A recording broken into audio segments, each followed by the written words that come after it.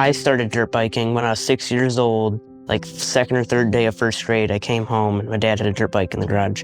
I think his first complete sentence was, "Ride dirt bike, Dada." I'd take a smaller dirt bike and I'd set him on a tank and we'd just drive around the yard.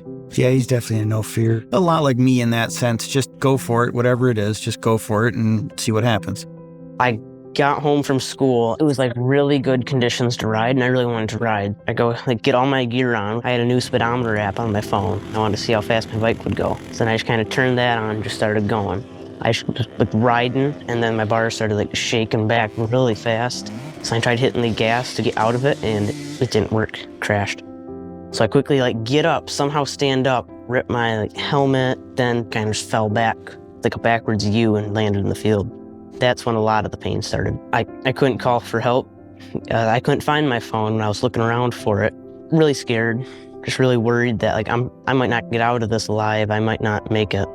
There was Matthew in the middle of the field, crawling on his hands and knees, and he just said, "Thank God you found me. I was praying you'd find me." And I checked his legs. He could move all of his legs. He could move his feet. He could move all of his extremities. I've been through with this before with kids crashing. Sometimes they crash and it's the end of the world and there's nothing wrong with them, But it just wasn't the same that time. It was different. Adam rode with him from our house to the hospital in Port Huron. They told us that they were going to transfer him down to Children's Hospital of Michigan. The trauma team was ready and everyone just meets them together down in the emergency room. It was very clear very early that he would need ICU care. He couldn't basically move, he couldn't sit up, he couldn't stand up. So there's not a medicine, there's not a brace that can fix that. The only thing that can fix it is surgery. There was a fracture going through the whole vertebrae.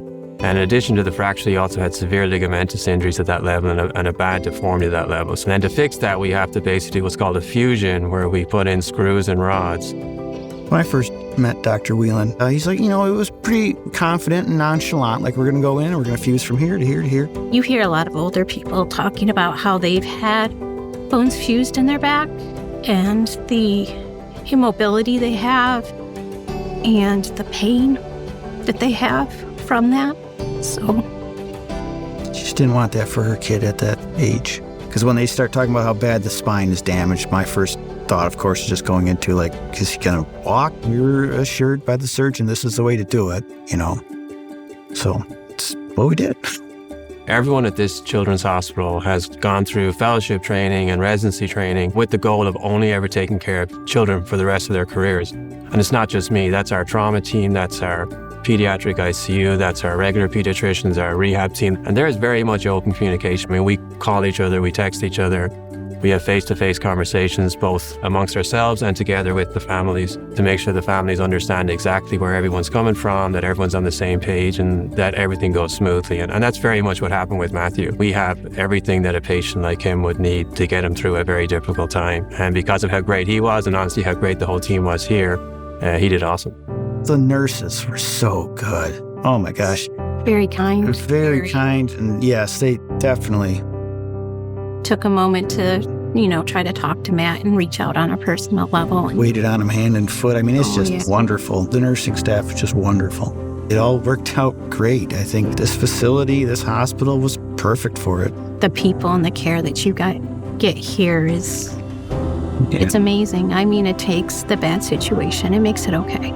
Matthew is now doing really well. It's almost as if nothing happened to him, to be quite honest with you. His neurological function is completely normal. He's playing soccer, he's running cross country, he is back on his dirt bike. And I think 6 months to the day, he was back on the dirt bike. He has no pain, his spinal alignment looks excellent, his x-rays look great. He's healed up really, really well. The first time I got back on the bike was really nice, refreshing. I don't know how to describe it. Finally feeling back to somewhat normal. I plan to continue keep riding my dirt bike well into my 90s, and then maybe once I can't do that anymore, go to a 3-wheeler or a 4-wheeler, something a little slower paced. But keep riding.